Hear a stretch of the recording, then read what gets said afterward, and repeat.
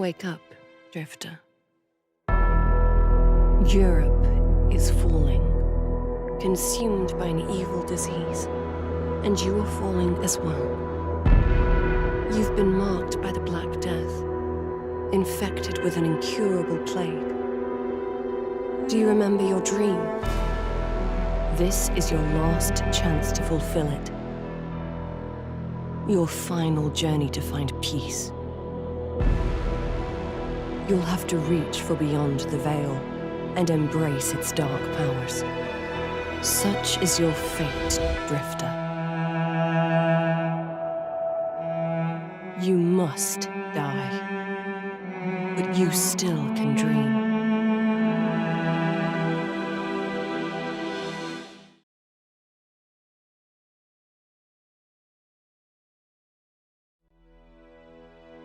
Wake up, Drifter. Europe is falling, consumed by an evil disease, and you are falling as well. You've been marked by the Black Death, infected with an incurable plague. Do you remember your dream? This is your last chance to fulfill it. Your final journey to find peace. You'll have to reach for beyond the veil and embrace its dark powers. Such is your fate, Drifter.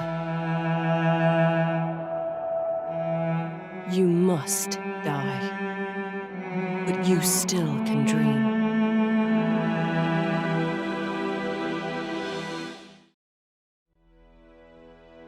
Wake up, Drifter. Europe is falling, consumed by an evil disease, and you are falling as well. You've been marked by the Black Death, infected with an incurable plague. Do you remember your dream? This is your last chance to fulfill it. Your final journey to find peace. You'll have to reach for beyond the veil and embrace its dark powers. Such is your fate, Drifter. You must die, but you still can dream.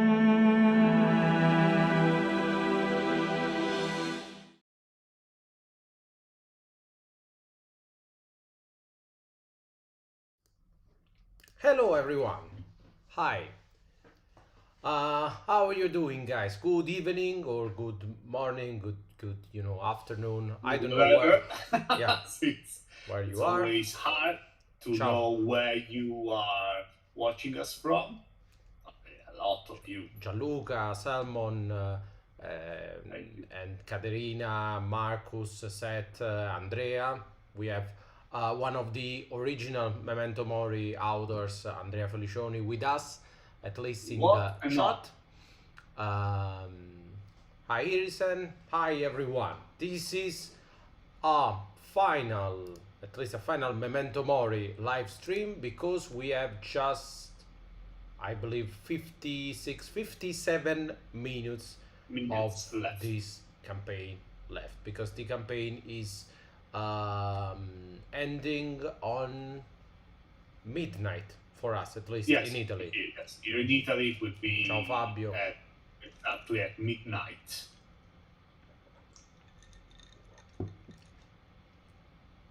There's a lot of you. Hi. Marco, Thanks you. Maurizio. Thank you everybody for being here with us and for keeping us company in this final stressful hour. Luckily, we managed to, to be here without any stretch goals, yet to be unlocked. So it's going to be a little, less stressful than usual, at least since we are not, looking to unlock something last minute. So, what can we say? It's been a pretty short campaign, actually, just a couple of weeks. Yes.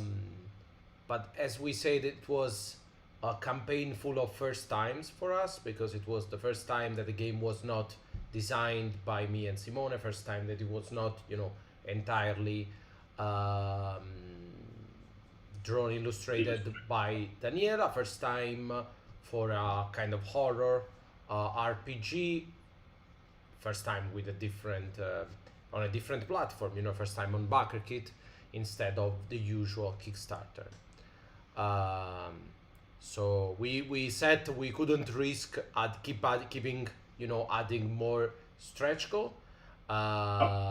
So as you We gave you, we basically gave you everything we had in mind. So as you probably no last week you better bound book stretch goal, not demo. Good for trying, but no. We have enough work on our hands as it is. Especially Andrea, one of the others who should be riding Endless Night right now. Katerina is waiting. I want everybody in the world to know that brave Katerina is just waiting for Andrea to finish riding what you unlocked in the last couple of days. Ciao You Gaia. were Hi. E grazie. Yes, that as you probably noticed, this campaign has been just unstoppable. And if you just look at at the numbers, we didn't have a single slow day. Usually, we see a spike, of course, at the beginning, a smaller spike at the end, and then you have kind of a flat zone. But this Womp, campaign, as we call it, the swamp. among us that create the swamp of the middle campaign. Yeah. No, Memento Mori didn't know about any previous course, so it just went right through the end without any bump on the road. Yeah, so we were not ready to keep up with this kind of pace, and I'm actually it's a lot. And now as I speak, we are at 213,000 euros for what used to be extremely indie game in Italy, and I think that's a huge leap for a game like Memento Mori. And once again, thanks all of you for being here, for supporting us, for believing in our projects and in Memento Mori, for making this possible. When we first started, talking about stretch goals, we couldn't imagine that we could get at a point where we could actually afford, glided edges, golden edges for the books. So it's we're always extremely thankful that we have the opportunity to do this kind of cool stuff with these books. And I know for a fact that the authors, Andrea and Marco, are glad as well to Yes, have this opportunity. Very much so. Thank you. Reading from the chat, amazing stretch goals. I joined around 125, and every new goal got me invested. The gold edging is just a big cherry on top. Thank you. We'll, as always, I won't talk about this again in this live stream, but we have a very strict policy on stretch goals on what we do, and so it's always hard to kind of balance what we can add to the books to make sure that anything that needs to be in the book, it's not a stretch goal, and stretch goals are really something more, something that can change the experience, but something that's always related to the game, so no gadgets whatsoever. And it was I have to say, it was hard making new stretch goals for Memento Mori, because we are working really around the edges, would say that. Yes. Many times, because we have already a fairly developed project. It's not like when we did Outgunned, when we basically kept coming up with stuff, and then we had to be out of We had to deal it afterwards in some way. But you know, we managed in time. At least until now, it's everything. It's looking fine. We have prototypes. We have things are starting to arrive from the factory. Everything is ready for shipping. So it's cool. But as the one of you who know us probably already know, Memento Mori should have happened, you know, in October, November, but we had to postpone it due to all the stuff that we unlocked Yeah. for Outcand, and that needed to be done. Yeah, so that different project. Hi, Doug. Thanks for joining us. Doug, and yeah, exactly, Doug. That we are, but mainly, you know, drinking and Yeah. having a laugh I'm together. already sleeping. But yeah, Daniela is already Sorry. ready to go to sleep, but you know, it's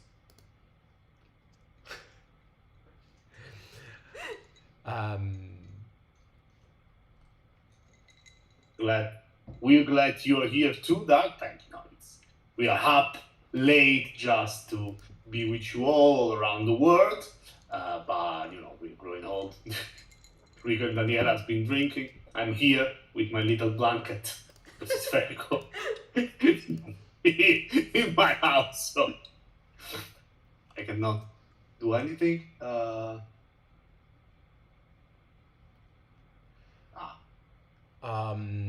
they are asking if Maybe we you ask, plan to ask make us yeah. about what will happen next with future product or expansion from Memento Mori. As I told anyone, please have a little patience. Even if it's a new edition, there's a lot of work needed to be done on this one, especially because we want to try and achieve a very, very tight deadline for the shipping of the physical stuff. So the next few months will be very, very busy for us and for the others as well. After that, when you all will receive and enjoy, we hope, the books in your hand, then we will think and maybe discuss among ourselves, maybe with you, with what will come next for this project.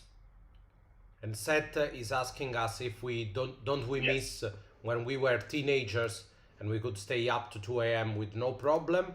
But the answer, Seth, is no, because I currently have no problem being up late. I have only a problem with getting up early. Regardless of how many hours I've slept, I cannot get up before a certain time in the day. And Simone and Daniela were never able to Yeah. to stay up I was till never 2 a a.m. teenager. It was never a time in my life. So nothing major. I was like this, like 12 years old, with exactly this same face you are seeing now. And Daniela is one of those person who kind of like eats maybe 8,000 calories during her day, and then she's basically burns everything and sleeps, you know, 12 Yeah. hours a day. She's like I need a lot of energy to sleep better, you know. yeah, That's, just to maintain. that's the dream. So yeah, one of those. Cold Edging suits this kind of game books just perfect. Thank you. And as we were saying, the books looks amazing. They have this, you know, black and white kind of prop material, you know, feeling, and we wouldn't want to change them too much. I mean, I have it here. Sorry.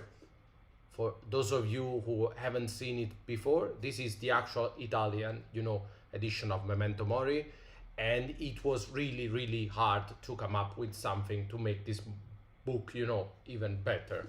And I'm always, and I say that a lot, but it's extremely true, I'm always grateful to you all, of course, and to, you know, crowdfunding platform as a whole, as a concept, that they are making it possible for us to do something like, you know, Cold Edges, which will, you know, simply cost too much for us to do if we didn't have the funding monies, you know, to make them. So thank you, and I hope you appreciate us, trying to bring new and just new and cool stuff. Thank you very much. So It's Daniela us. is a cat. When Yes, exactly. could we expect the PDF from the main books? And again, I will remember that currently, other Andrea has to be writing what you unlocked a couple of days ago with new gifts, etc., which is the only additional content that will go in the core book of Memento Mori. And so we will wait until Andrea has written that, and then Caterina could translate it, and the machine can goes off. So I still don't know. I hope that when we will open the pledge manager in 2-3 weeks, at usual time, we will have maybe an expected date for the core book PDF.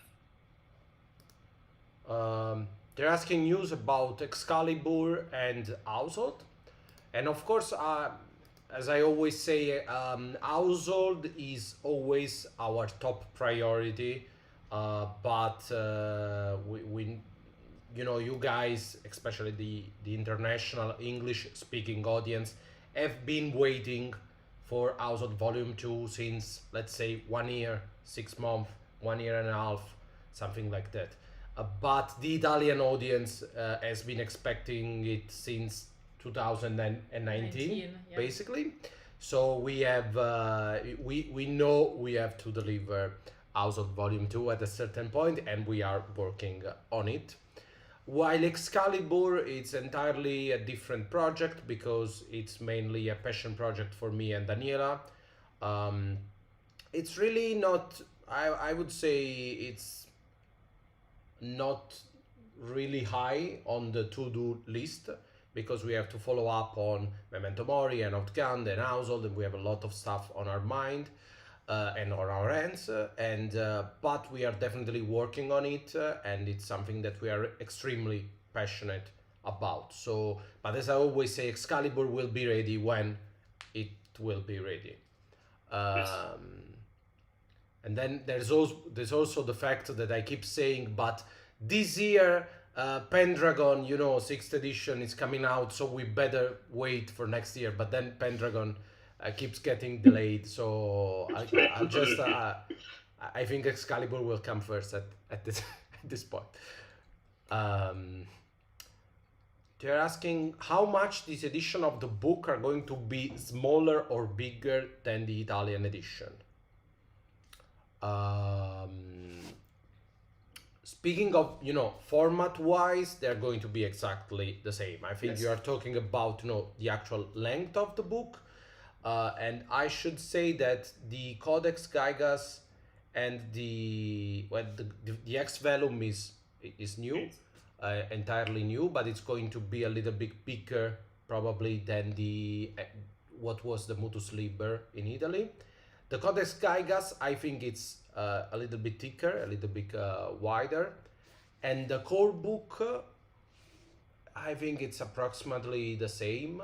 It's very, very hard at this point. Should be approximately the same. Because there's a lot of stuff going on in the core book respect of the Italian, the first edition. So you will find that the stuff inside of the book is organized a little bit differently, and we hope in a better way. So there's going to be a lot of more of introduction and list of stuffs as we like for our game at Two Little Mice, and so but then there's also been some cuts here and there, so I believe it's almost the same size. It was an art question. Are the PDF also going to be gold trimmed? Well, that's you can use some gold pen and show it around your monitor, so when you are looking at the PDF. I think we should. It's obvious from this campaign, but also from Household, that we like our gold, and we like Yes. to put gold wherever it's possible. And we'll see. Next time we'll have to do like a full golden, laminated cover. I don't know what will. Internal gold, like tables of gold.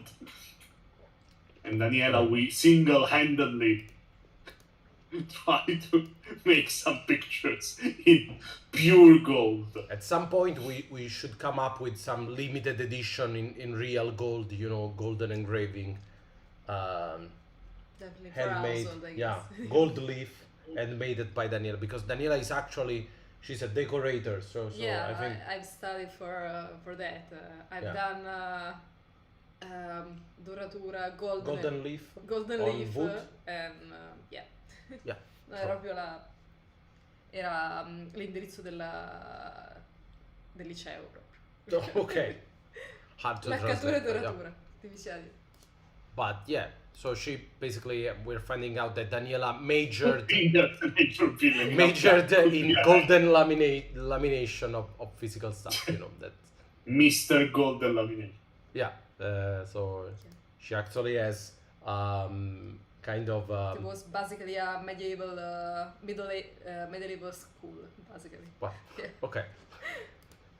She has kind of a bachelor degree in gold laminating stuff, but I'm finding out at this very moment with you guys, so I'm as perplexed as you probably are. Demon said it's been super exciting, full of the development. It's one of the most beautiful. Thank you. Looking at RPGs, I've seen books, cards, and dice, and with a setting, can't wait to dive into that. Thank you for supporting this. Of course, we like to repeat ourselves on this part. None of this could be possible without you and your incredible support of all our different projects and what we try to put into this, all the work, on the love we can put it in. So thank you for following us into this different and crazier project.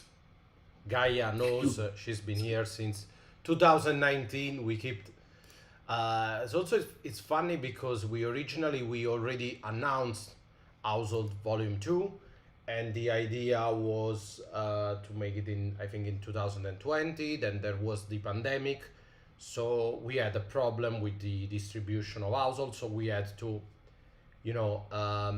postpone Household Volume 2, and then it came We Simone. actually made the guide because of Yeah, the pandemic. No, yeah. the pandemic started just when we finished the guide. Yeah, when we were and the guide finishing was making- published after the pandemic. Yeah. Yes. And In the middle of the pandemic, Ciao, after Claudio. the pandemic. It was September 2020, so we were still in the middle of pandemic, at least here in Italy.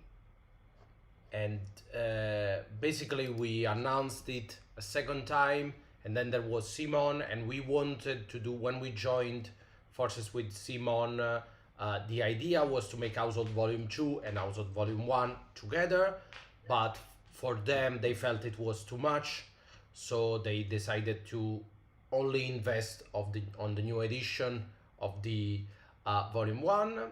And so finally we want to make sure that when we announce for the third time Household Volume 2, it would be, third's a charm. It should be the final one. So we want to be extremely careful with that. But it's going to be grand. We can say that. So let's say hello to the second cat of this household. Now, say hello, Aria. Of course. She's waiting for you to go to bed. Yeah, because that's she can't without you. Yeah, that's something about our cat is that Aria cannot go to sleep if we do not go to sleep. So usually we go to sleep around midnight, and so starting from 11:30, she's making sure that we are just brushing our teeth and we are ready to go to sleep. Yeah.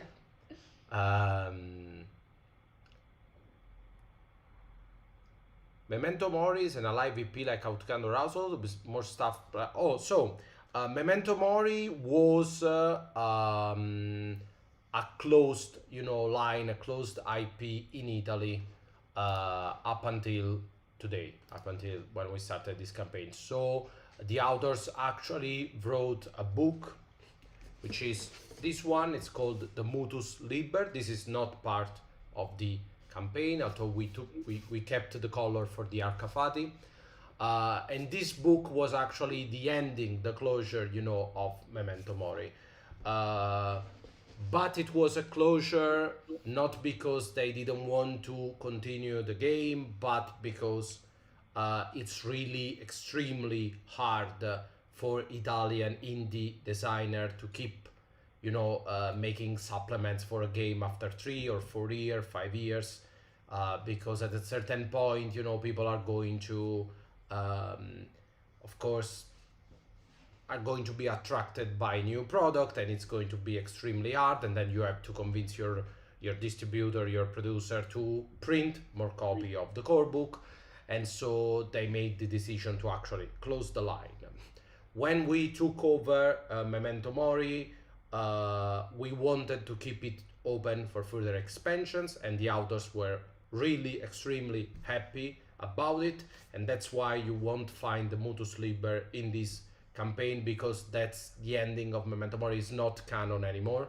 It won't be reprinted, it will be changed as so that the lore can continue. So yes, short answer is we do plan to keep the line alive.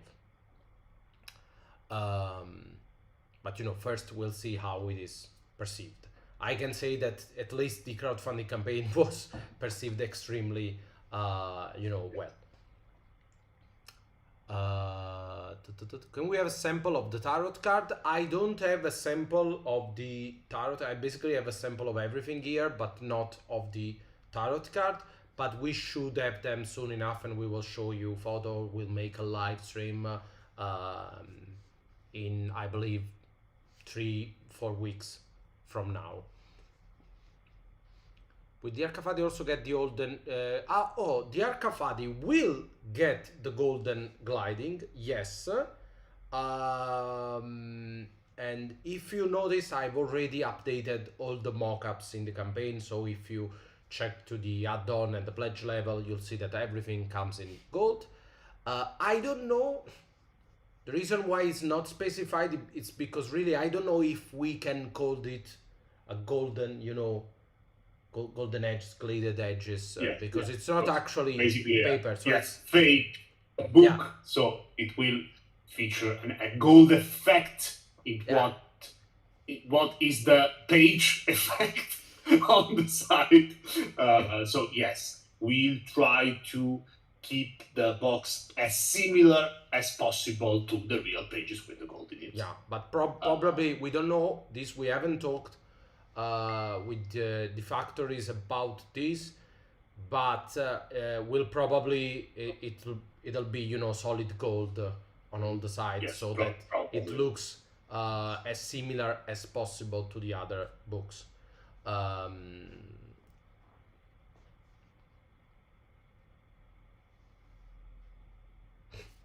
Grazie Gaia.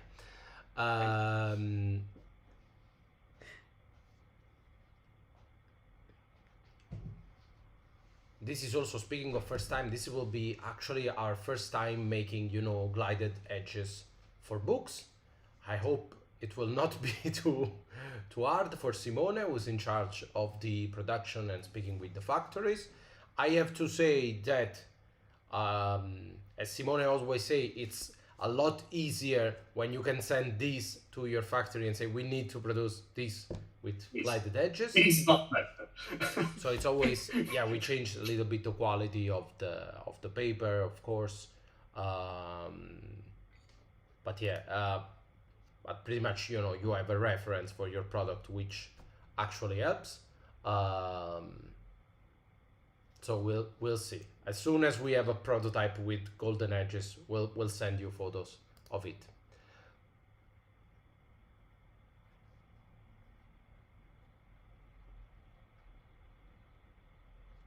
with the Arcafati take the same approach as the Household Opera Omnia, or you try something different with this? No, it's going to be a little The bit. shape is a little bit different. Yep. Meaning, while the Opera Omnia was a bookcase, Yep. basically, not a box per se. So just to be sure I don't have it near, you extract the book in this. Yes. So you need a vertical opening to extract the book. The Arcafati will be a box. So if you can, It'll open Exactly. like this, basically. the hollow part would be, yes, the upper side that where now, yes, Rico is pointing. So you just open the fake cover and you will have the inside of this box with your dice and all the tarots, etc. That's the general idea. Raul is asking if we can explain a little bit more how the tarot will work. And while I have to say that none of us is the author of the game, so I am not extremely familiar with how the tarot would work. What I've seen so far is that along with different other tools that you can use to use the tarots to give the outcome for player actions. There is a very cool chapter in the book which is basically have all the cards and then connected to each of the tarot cards there is a kind of NPC, a kind of mission, a kind of location, a kind of factions of people, and so when you want to outline a quest, an adventure, you have to ask yourself some question. Where are we? And you can draw a tarot, and then the book will tell you, depending on the tarots. For example, I'm just making this up, but like if you take the strength, the book is going to say this is a place that is ruled by a tyrant, or something like that. It's going to be extremely open, but it will give you a suggestion. For example, the strength NPC might be someone extremely strong, or a blacksmith, or whatever. It's going to be a little bit more intelligent than what I'm saying, but I'm just making stuff. But yeah, this is there is an extremely cool mechanics on how to use this tarot as I don't know how to say in English, as an inspiration basically to build your adventure. There are also, of course, mechanics on how to read tarots to give the outcome of certain actions to the player, and there is a section where you can use tarots to basically generate a kind of idea for your gifts. So not something as precise as we unlocked in the core book, like you have a chart of all different gifts and how they work, but this is more like an idea of how to develop your power. So, but it's fairly, I think all the tarot rules adds up to 100 pages. Yes. So it's not, I'm saying like it's something really vague and open, but it's really, there's a lot of text. I just mean that you will not find rules for each gift.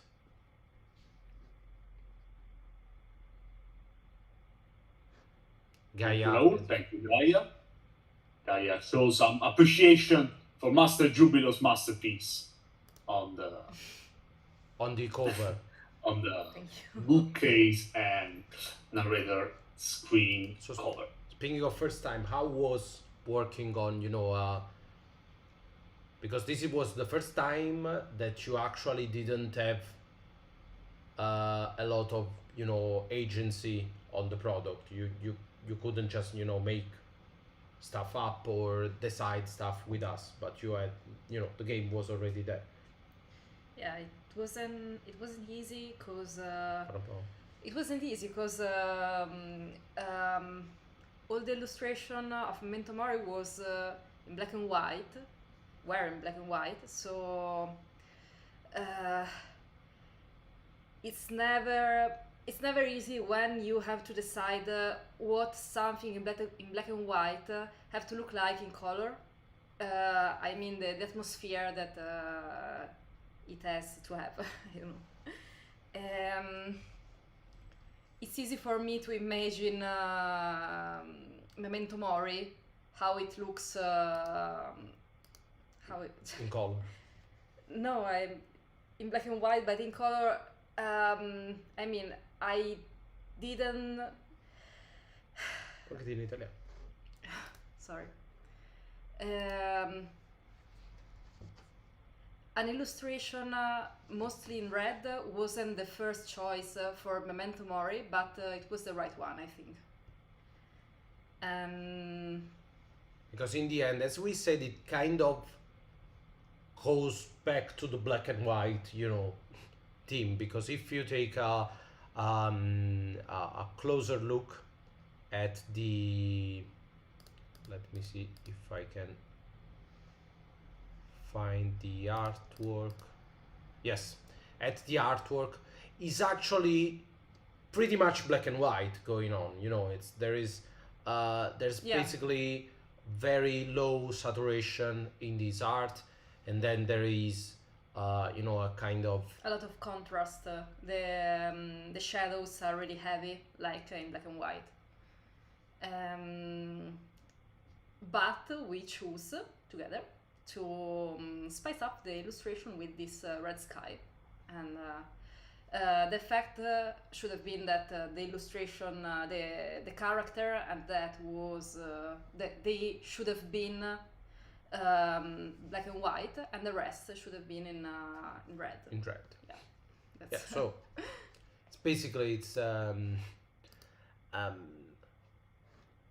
I know it's so at the end of the day, when you look at a piece of art and an artwork, drawing, illustration, whatever, you just, you know, you like it or you don't. It's cool or it's not. But it's always a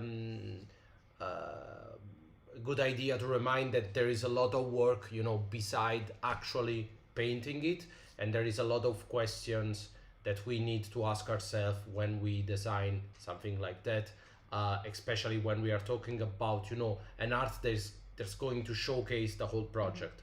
Yeah. So we actually try to have 3 different locations. So we have the castle on the left, the cemetery on the right, and in the sky we have tried to show something that could have been behind the veil. We wanted to show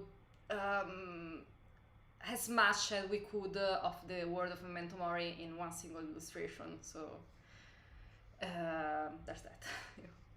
The result is remarkable, in my opinion. It's a very full art, full of details, like Raul was saying. Yes. Before, it's a lot of things happening, a lot of different scenery and different aspects of Memento Mori. That it's a very gorgeous game, full of possibilities, as you will be able to experiment yourself on once you will have the core rule book, the possibilities of playing in the material world, on the ephemeral land, as Andrea and Marco called the land beyond the veil, puts everything in a great perspective. Really, yes, this picture really puts everything together. And I know we have a little time left. We are only 20 minutes away from the end of this campaign, but I think it's it could be cool to spend a moment to talk about how you know we come up with this kind of illustration and the whole process there is behind, especially this, you know, cover arts for the books or for the campaign, because they are extremely important, you know, because you are going to have to kind of shrink the whole project into one picture, and that's going to be it for most of the people. They're Also- going to look at it Yep. because there was the problem that Memento Mori has a tons of gorgeous black and white illustration, but the problem is that when you try to show a product on the internet in black and white, it's really hard to usually people tend to not look at black and white on But the also, internet. I think black and white is something that often speaks of something old, of something old school. And then there's, of course, Morkborg, which is extremely different from what we are doing. And so we always had this kind of fear, because not only you want your project to be liked and to be, funded and backed by people, but you want it to be liked and funded by the right people, because of course, because your audience is going to be upset if you sell them something different from what you're actually doing. So we had also this fear that black and white illustration might be talking Misleading. yeah, was misleading. one. Especially because the Italian edition of Memento Mori is full of monsters and creatures, but there is weirdly there is almost no human, and this game is a very human game and it talks about humans. So what we knew is that we wanted a human figure at the center of everything. So when you are designing something like this empty cover, the first thing that you have to know is the actual format. It might sound stupid, but this, for example, this was a cover art for basically a square box. So You have to consider that You the have three image sides. will be seen only on one side at a time, but all the illustration have to work on its own. So we have the center, that it will be the one that will be shown on the box, that has to work with only the character and the dead, and the other two sides has to be interesting on their own, and it wasn't that easy, because usually the human element is the one with the interaction with it's not always, but usually the most interesting. And also, it's never easy to do something, that's divided in three parts when you have the attention on the middle part. This is something that might sound weird, but it's always better, to keep the action on a side rather than, in the center. And then we usually we make a list, basically, of things that are important for us. Usually it's 3 things or 4 things that we should try and convey. So the first one was medieval Europe. Yeah. That's why we have this kind of castle church in the background. And the second one was, The plague, of course, I think. the plague, the decay. So everything in this picture, starting from the tree near them, is speaking about decay, and metaphorically speaking, that of course we have the real, not flesh but bones. In bones, the death itself with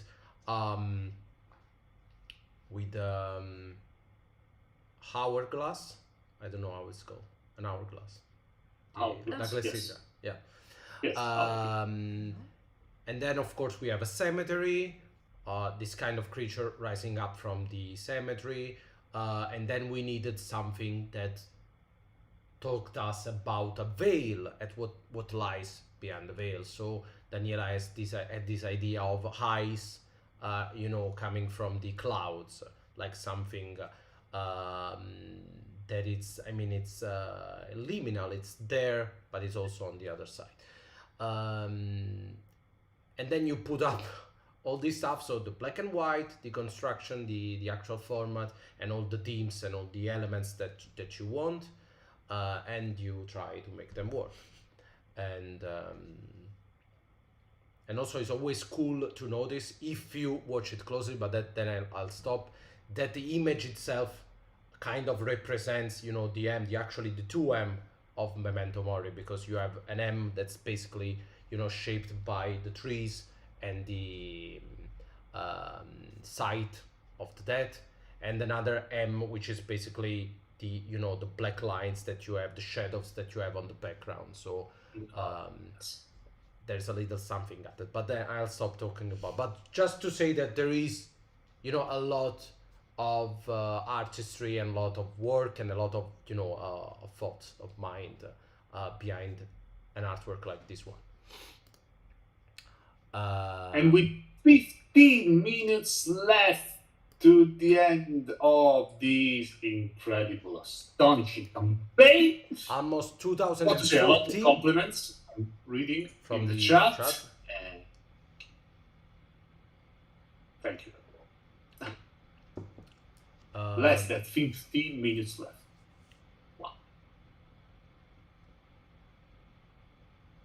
Has the eclipse shown in Daniela illustration any meaning in Memento Mori lore or something casual? There is a meaning in the lore, but mostly I would say that, you know, the eclipse, it's something that you'll find in kind of stuff like Berserk, in Bloodborne and Dark Souls. So it's kind of something that represents, you know, both the kind of the genre, you know, of Memento Mori, and also it's something that was very dear both to Andrea and to Daniela. So I think that's... Yeah, that's right. That's a little homage of Berserk. So I'm a huge fan. And I think that there's a concept where during an eclipse, the world kind of change. It's like the real world became something otherworldly, I think. And I think it was perfect for the duality of Memento Mori. It also, I think it kind of, it's useful, you know, to justify the red sky, because it's something also, you know, Yes, very useful. so there's also that. And that's the nice black behind the white skull of the dead. So it was really useful. Yeah, Useful in a number of different layers, for sure. I noticed that in the chat we have Fabio Porfidia. Ciao Fabio. And Fabio, as I mentioned during our past live stream, is the amazing artist who did this piece of the knight, you know, kneeling in front of the basilisk to receive his gifts. And Fabio is one of the other talented artists that is working on the black and white for the new edition of Memento Mori. And Fabio is the person that can, with 100% honest art, confirm you that we had to come up with new stretch goal, you know, during the campaign, because Fabio is the one who received the phone call like we need a new art piece done by tomorrow. Right now. So yeah, so he actually did this amazing art for the gift in, I believe, a day, less than 2 days, because I actually received it, you know, 48 hours after I called him. So thanks to Fabio for the artwork. Seth says, asking us what kind of drifter would we Two Little Mice play in Memento Mori. So Daniela, what kind of drifter would you play? Che tipo di errante? I have two darlings that are, of course, some kind of a witch, and or also the knights. One knight. A knight. A knight. Because Daniela is always playing. Daniela plays Johnny in Outgunned, for example. So she's always like the lawful guy. Yeah, Yeah, go on. I So- really like a lawful character. Yeah. So yeah, that's her. earthy, kind of earthy. Yeah, what would you play? So- I played a lot actually in Memento Mori. I played a lot of Lars, which is one of the pre-generated characters, and in Memento Mori I always like the big guy, the mercenary, the tough one, because it doesn't really matter in Memento Mori if you are it's The a big nice guy. contrast with Yeah. the plague thing. yeah, it's you're basically decaying, but I like this idea that you are facing this kind of supernatural creature, but you are extremely down to earth or down to mud, like our Lars. While I usually, I usually play the duelist in Household. In Outgunned, I usually play the face, so that kind of stuff, like the charismatic one. But in Memento Mori, I really like to play the strong one. It's And- interesting, of course, having this It's This always clash about the contrast, with, because you play the one who talk in the shooting game, Yeah. and you play the one who fight in the Yeah, dark Arkham game. because it's all for me. It's always like I was the kind of guy who we were playing World of Darkness Vampire, and I was always going to play the hunter, and I like this idea of being the weakest one and having to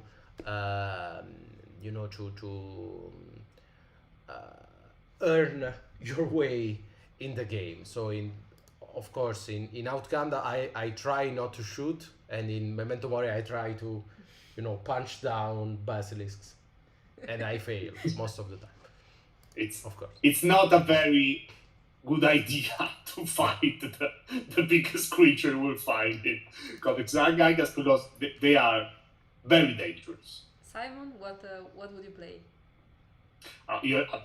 Memento Mori, I will obviously play as some kind of priest theologist, because I really do like playing a character who thinks knows what's happening to him, but it's completely wrong, and he tries to have something make sense using his dogmatic knowledges, but of course beyond the veil has nothing to do with what he studied before, and so I'm really fond of characters like that.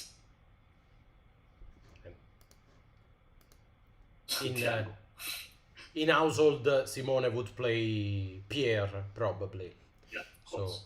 the scholar. It's the most enjoyable character to play now, so, because it's always at the wrong place at the wrong time, but never loses its composure, Always finds someone to do the dirty work for him. It's very interesting to play. There is a question of if you look closely at the screen, the dead skull, you can see something underneath the bone.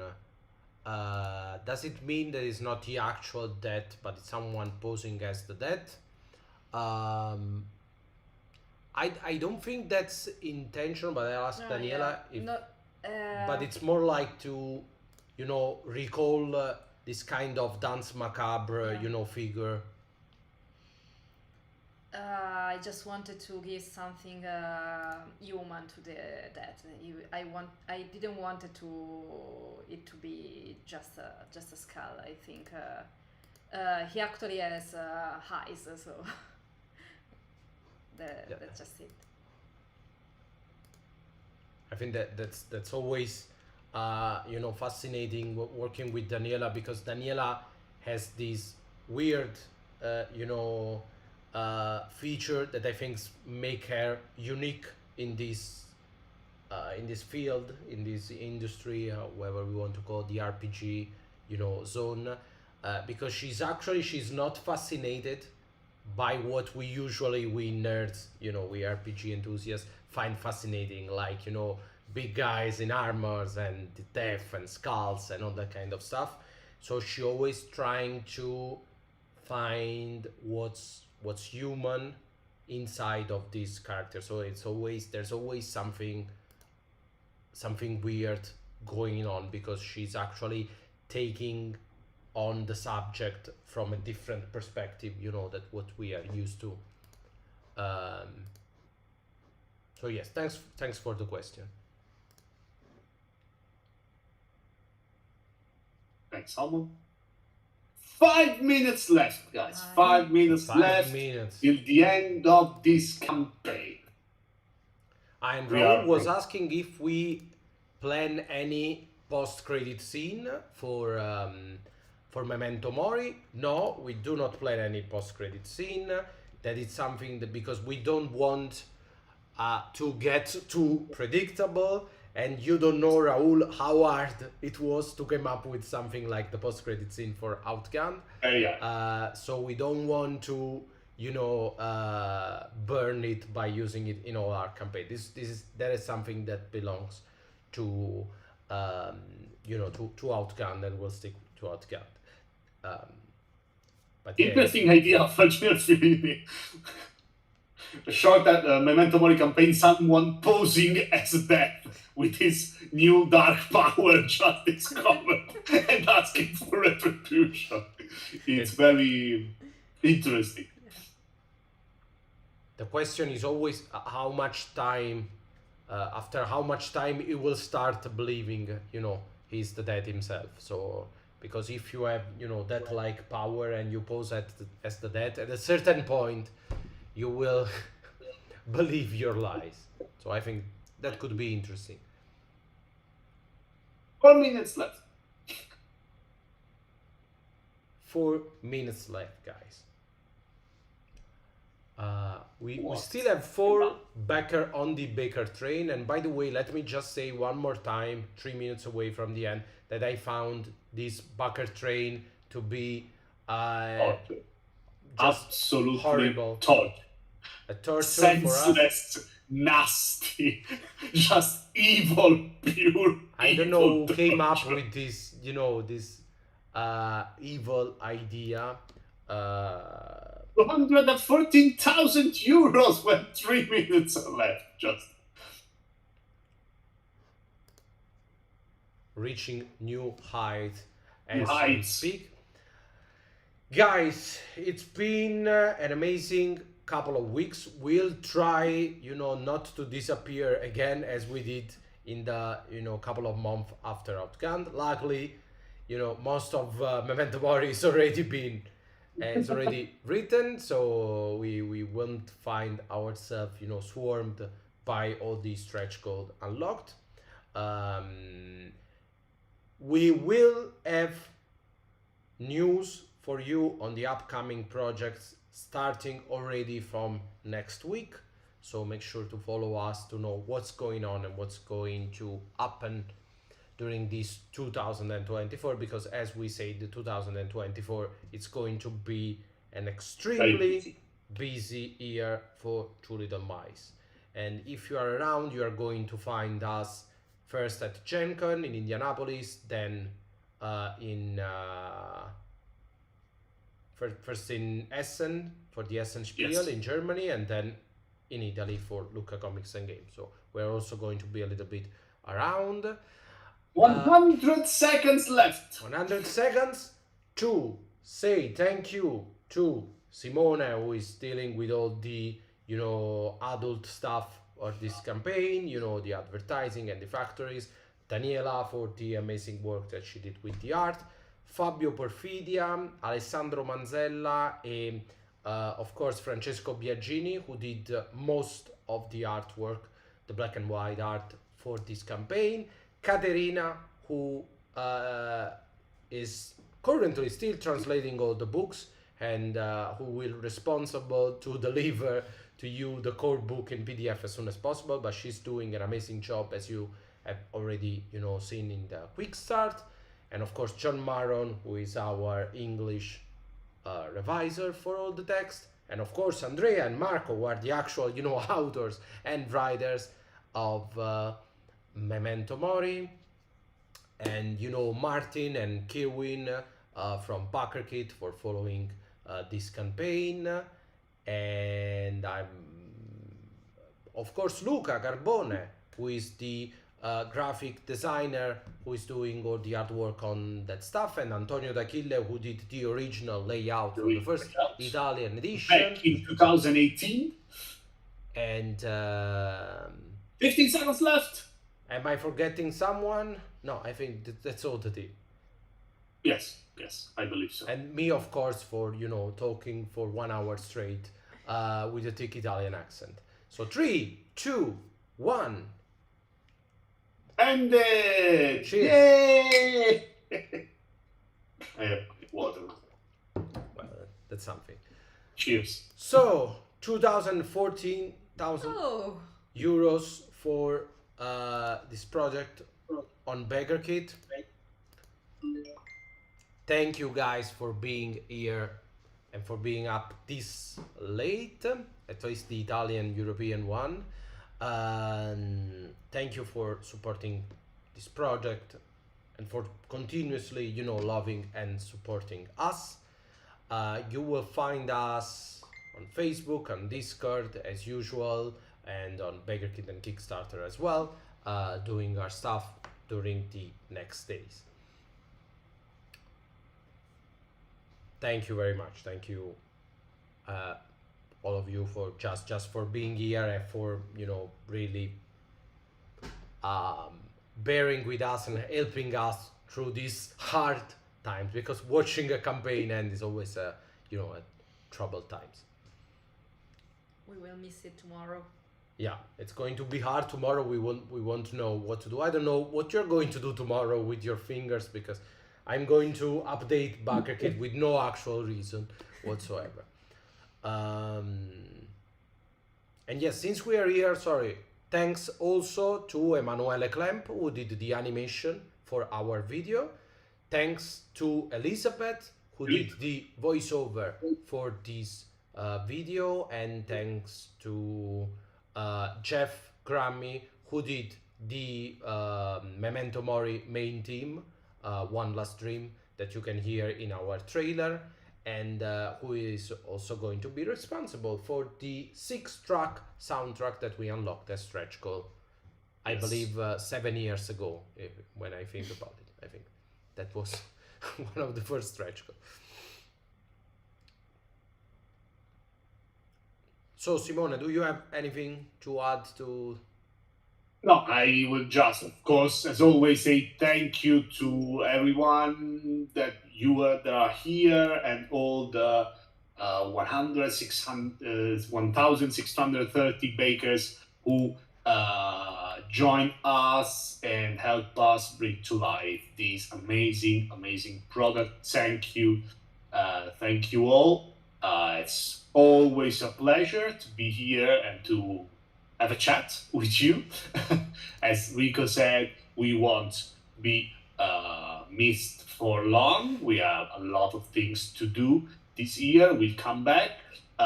Next thing that will happen, we will start working on the pledge manager. That will be open, I think, in 3 weeks, more or less, because as you know, you have a couple of weeks to finish your payment, etc. So after that, it will be shortly open. In the pledge manager, as you know, you will have the chance to choose your language, etc. And of course, we will open the late pledge if you want to upgrade, to change your pledge, etc. But we will stay in touch with more updates in the following week. And we expected in 30 days, I believe we should be able to deliver the core book in PDF, like a month from now. That's the plan. That's so we won't make you wait long for at least for the PDF of the core book, so you can start playing Memento Mori right away. And then the Codex Gygax will fall very shortly after, because it's actually almost ready. And last, it will come the Ex Velum near the end of the delivery, because all the stretch goals are in the Ex Velum, so it will take a little bit more time than the others. Yes. Thank you again for being here. Thank you, Daniela and Simone, for being with us. And we'll see you next time. Good night. Good night. Bye, guys. Thank Bye. you. Bye. Wake up, Drifter. Europe is falling, consumed by an evil disease, and you are falling as well. You've been marked by the Black Death, infected with an incurable plague. Do you remember your dream? This is your last chance to fulfill it. Your final journey to find peace. You'll have to reach for beyond the veil and embrace its dark powers. Such is your fate, Drifter. You must die, but you still can dream.